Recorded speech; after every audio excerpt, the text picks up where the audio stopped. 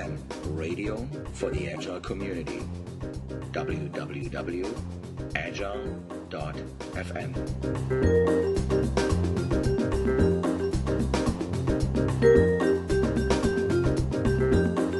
Hello listeners, I'm here with Jason Little, a lean coach, an agile coach with Lean Dog and Lean Into It, depending on where he is, either United States or in his home country, Canada, Toronto to be exact. Welcome to the podcast, Jason. Thanks for having me. Well, Jason, you are the agilecoach.ca and I'm the agilecoach.com. So here are the two domain names, agile coaches talking to each other. Well, no, you're on agilecoach.ca, and when you go to that website, you actually see a new book you have released.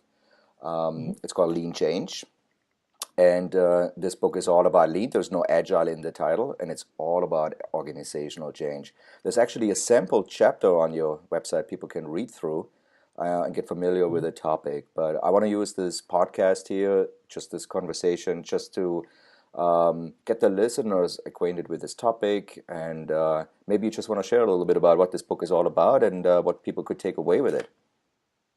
Sure. So this book is really about trying to build a bridge between the Agile community and the organizational development and change management communities. I think there's a lot that Agile practitioners can learn about change management and organizational change from that community, and vice versa. I think, at least from some of the companies that I've talked to who do change management and organizational development could benefit from some of the Agile practices. So the book is about how to come up with a set of more innovative practices for managing how change is introduced in organizations. In my background, that's typically through the introduction of Agile practices, which is I see that more of a trigger for a change as opposed to a destination. So the book talks about a bunch of different practices from the lean startup world, from the Agile world, from the change management world, from neuroscience and human behavior as well, to help change practitioners kind of have a more well-rounded toolkit to be able to manage change within organizations. So why lean change? Why not just change? What's so special about it? Well, the title is Lean Change Management: Innovative Practices for Managing Organizational Change. And the term lean change came from a guy named Jeff Anderson. So I worked with him a couple of years ago, and it was about applying lean practices to change. So the direction that my book has gone has largely been more into lean plus change management, if that makes sense. Yeah, absolutely. So from what I've seen in the traditional community is that a lot of the change management models, they're kind of linear in their thinking, and they focus on how can we come up with a perfect plan in isolation and then unleash it on the organization and then blame those resistors when they don't do what the plan says. A lot of literature in the change management world talks about how 70% of change initiatives fail, which I don't take a lot of stock in because I think organizational change is too complex to put a binary success or fail metric on it. So using lean plus change management is, sometimes you have to feel your way through a change. You can't plan everything up front because of how today's organizations are so complex. And a seemingly small change can have some large ripple effects. So how can you think smaller? How can you apply lean practices to figure out small experiments to run and focus on how can you validate whether or not the change you were doing got you the outcome you wanted versus trying to plan all that stuff up front. So primary audience for me is people in change management and organizational development, and a secondary audience would be Agile practitioners. So using the lean word is kind of intentional to attract people from the more traditional world, to get them to think differently about change. Well, so here's a change model you describe in your in that chapter you're providing for free on your website. People can get familiar with that sample chapter. The change model, I'm just reading it out because I don't want to get it wrong, but it's basically it's a 5-step process, basically a status quo, resistance, chaos, integration, and then there's a new status quo. Yeah. So that's based on that's based on the Virginia Satir change model, and that's something that I learned through PSL and AYE, which are experiential conferences put on by Jerry Weinberg and Esther Derby, Johanna Rothman, Don Gray, and Steve Smith. And that was a pretty big turning point for me, because up until that point, I think I'm going back to about 2008 or so, I was taking more of a process expert approach. So I got my certified Scrum Master, and I was very proud, because back then there weren't a lot of options. And then I realized, after going to that first experiential conference that's heavily based on Satir, that it's really got very little to do with Agile, and a whole lot more to do with how people process change. So that model specifically talks about a foreign element is the actual change itself. So it's something that is, comes from the outside, or something I invoke. And in an organization, Agile is a pretty massive foreign element that gets thrown into the existing organization. As a result, the organization spirals into chaos, and then they hit what is called the transforming idea, where they kind of get it, and then they integrate these new ideas into their new identity, and then they arrive at the new status quo. Right. The tricky part is people and teams are all going through that curve at different rates and different intensities. We're not moving as one cohesive organization, which is why we get some people that are just run like gangbusters with these new Agile practices, and you get people that fight to preserve the status quo, because that's what they value as a person. So it's important to understand that when bringing change in.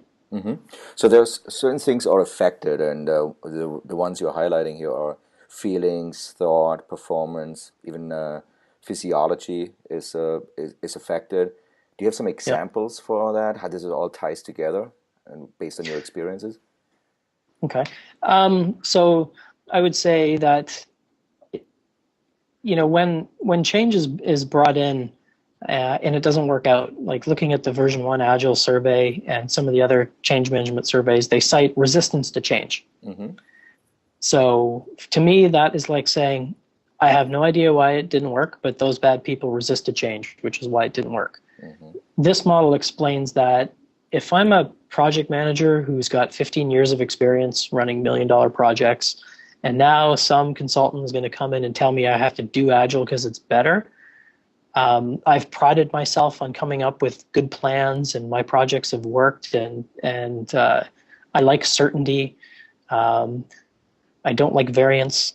I am naturally going to exhibit symptoms as being a resistor to change, because for me, Agile seems like chaos. It seems like no planning and no documentation. So I'm going to just physically react in a way. My body language is going to be affected at stand-up meetings and when I'm talking about it. So there's lots of other things going on for people that Satir model really, for me, helps me understand why I see some of the reactions I do, and then I can inquire about that. Yeah. So you can tell from the body language, like what phase they're in terms of the change. Yep. I had a really good team that I worked with a number of years ago, and one of the guys in the team was, I'd mess up the video if I exhibited the behavior, but he was kind of in the stand-up. He was kind of looking around and not really paying attention, and you just knew this wasn't sitting well with him. So I pulled him aside and then just asked him. I said, "This seems like it's really hard for you. What's going on?" And he said that being forced to stand there reporting status reminded him of being in the Army. He just didn't like it. And I said, "Well, what if we just sat down?" And he said, "Well, are we allowed to do that? Like, Scrum says we have to stand up." I'm like, "No, it's our team. The whole point is just to plan your day. The reason why teams stand up is because it keeps the meeting short. But if we can agree to sit down and still be done in 15, 20 minutes, and we can have our day planned, awesome. So how about we propose this to the team?" And that was a very motivating thing for him. His behavior completely changed from then on, because he felt some ownership, and he felt like he wasn't being forced to do something. All right. He felt like ownership over his own environment and destiny of the process.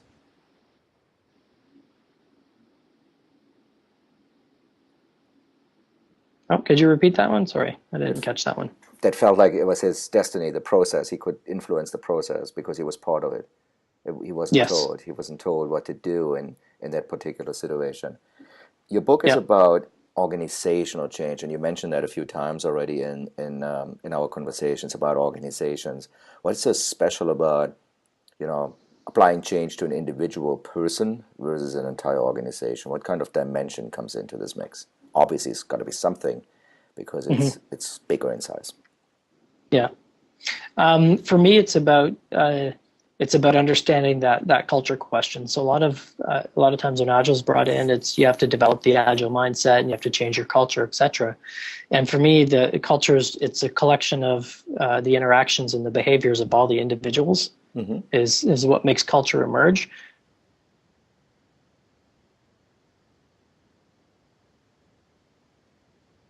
People that have a different set of values than what I might have. Mm-hmm. I've worked in some organizations that they value process, so they Mm-hmm. see Agile as a way to optimize their process.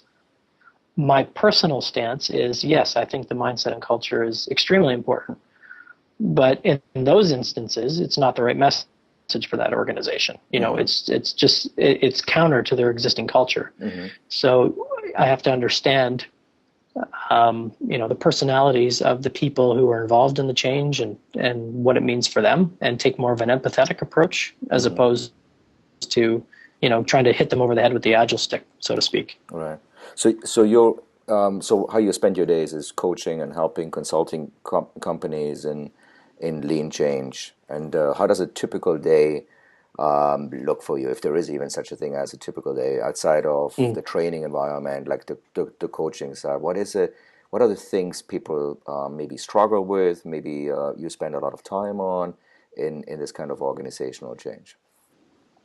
I think the hardest thing I've heard from people who have tried some of these ideas with is I like to call it a feedback driven approach to change. Mm-hmm. And they struggle with typically, people who are responsible for bringing change in have to come up with some type of plan because they're the subject matter experts. And they have a hard time figuring out how to create a feedback driven plan. Mm-hmm. Actually, I just came from a meeting recently, as in 10 minutes ago, where we were talking about this.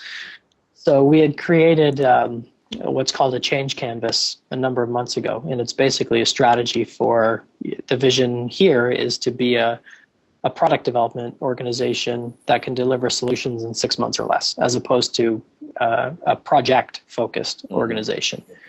So this canvas paints a vision and a strategy and some measurements for how we feel we're going to be successful.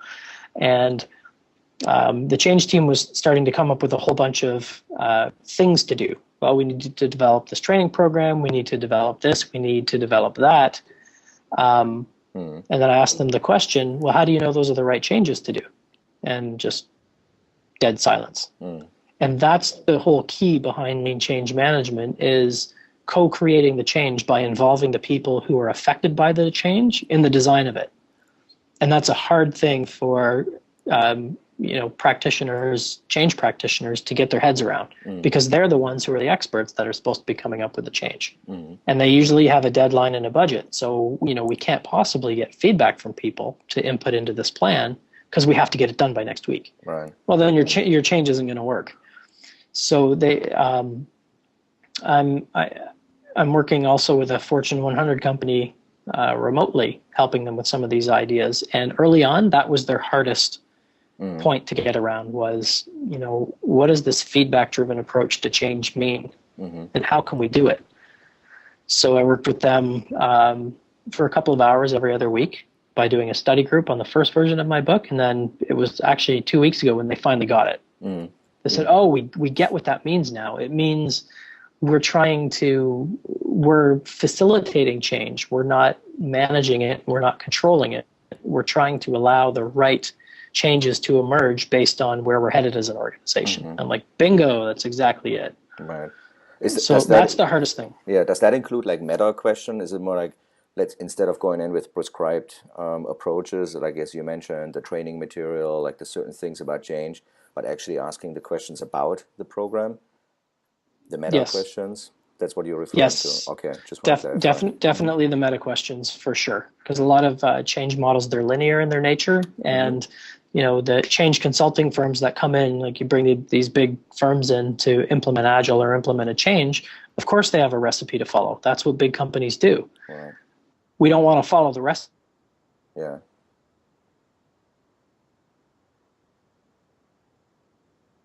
Like a chef would, as opposed to applying the same linear prescriptive formula to introducing change. Right.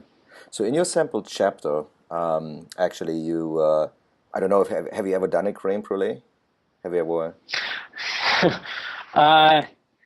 I've had it, but I've never tried to make one myself. It's I've had a burnt one before, yes, so I assume that was very bad. But it's not easy. yeah, Okay. yeah, And yeah. but you're referring to the creme brulee, and as a thing, it's like it's almost like there's so many parameters who make a successful creme brulee or not. But how does your toolkit, the actual toolkit of lean change and the innovative approach, can you give like an example of how to help organizations? What would be one of those examples of a toolkit or an element of the toolkit for people to apply? Is there any kind of example you have?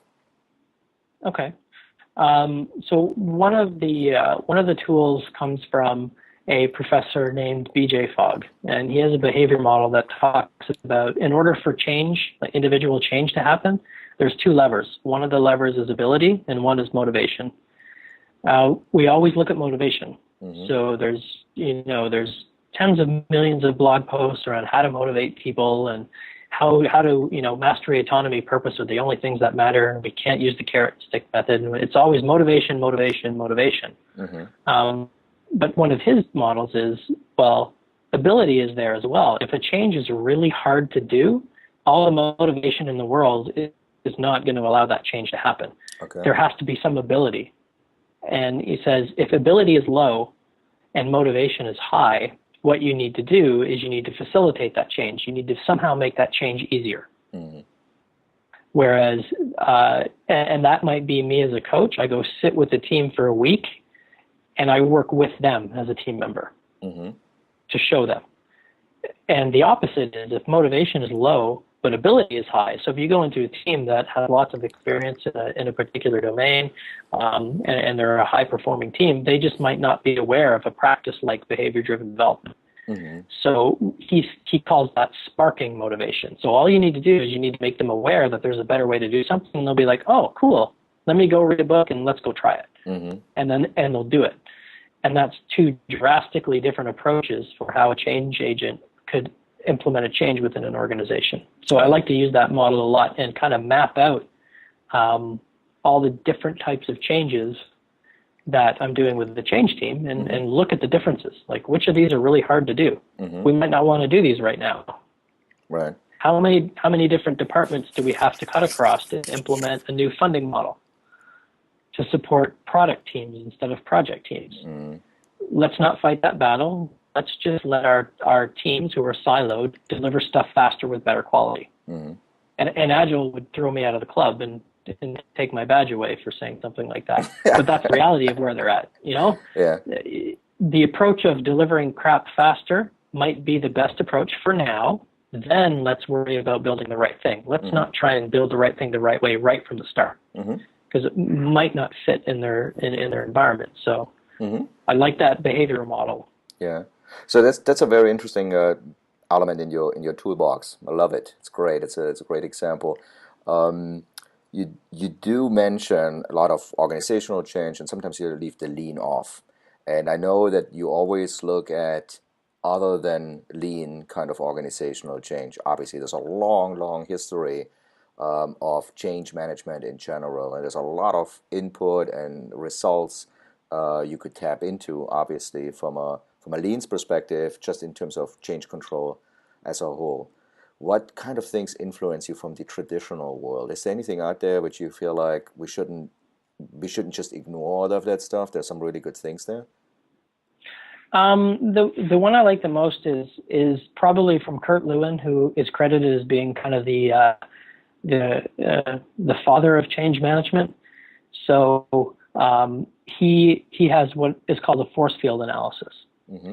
Which I like to use when I am helping align teams with an overall change strategy, which is bring the strategy to the team and let the team call shenanigans on it, and let the team write down what in the organization is working against this change and what is supporting it, and then how can we contribute to it. I don't really talk about the models at all. I just use those types of questions. Like, I don't talk about what's the urgency for the change, because that's not the right question. Urgency is going to emerge from the conversations that happen. So if I can get them thinking about, you know what, our VPs want us to go agile and do this, what would be in our way? Which is the negative part of the force field analysis. And then what would be supporting it? And then bring that feedback back to the VPs to have them revise the strategy based on input from the teams. So I think that's one of the ones I like the most. I also like the McKinsey 7S framework, which is one of the least popular from my research in the traditional world, because it really speaks to how interconnected today's organizations are. It's not a linear model. It says if you change any one of the 7 dimensions, all other 6 are affected. Whereas, something like ProSize AdCar is very linear. It says start up your project, create a plan, implement the plan, close down the project. Well, change doesn't work that way. So I like, so those 2 are probably my favorite, the McKinsey 7S and Kurt Lewin's force field, because they really talk about the dynamic nature of change and how you can't predict how it's going to unfold. Right. So what I'm hearing, old is not necessarily bad. Old does not necessarily mean it doesn't work with lean and agile and so on. There's a nice marriage between those things, but use them carefully. Not everything applies directly to the way how we think in the agile and in the lean world. Yeah. Right. So your book provides that kind of guideline, and would put only toolkits in, which may be coming from the past or from older traditional methods, but combined now with a lean spin. Yeah. It's very much like Jürgen Appelow's Management 3.0, where he calls it the mojito method. So by taking models and ideas from many different communities and combining them into a new model, it's more effective than those individual ideas. So that's kind of the general idea behind it. I talk a little bit about Kotter's 8 steps as well in the book, which I think is pretty popular in Agile circles. Absolutely. But it's not a step-by-step process. Yeah. I think some people fall into that trap of we need to finish step 1, which is create urgency. Yeah. Then we need to move on to step 2, which is create the coalition, which was not his intent. Yeah. I use those 8 steps more as a checklist. Here's 8 ingredients that help build a successful change program. Make sure you're addressing each of them. But tactically, you build urgency by, running a lean coffee session. You get VPs and staff in a room together for an hour, having an open, honest dialogue that contributes to the creation of urgency. So things like that. Wonderful. It's really wonderful, and I have to say, I myself got a little bit appetite for more. I'm gonna reach out to more of your writing. I'm gonna visit you absolutely on Agile.coach.ca. There's this book. This is just brand new, right? It's just recently published, 2014. The first edition I published about a year ago. I released it through LeanPub, so I actually did validation that people wanted these ideas. This is the second edition that's being released through Happy Melody Express. So it's a complete rewrite, and it's going to come out with a bunch of other supporting material, tutorials, and Canvas ideas and things like that. Perfect. And leanchange.org is the site where you can get more information specifically about the book and sign up to get chapters. Yeah. Thanks for saying that, and also your Twitter handle, Jason Little. You got that one. Perfect. And people can connect with you and start a dialogue about change, lean change. Yeah. Thank you so much for your time. Appreciate it. Thank you for having me. And explaining a little bit your thoughts and ideas behind your book. Thank you, Jason. Thanks very much. Thank you for listening to Agile.FM, the radio for the Agile community. I'm your host, Joe Krebs. If you're interested in more programming and additional podcasts, please go to www.agile.fm. Talk to you soon.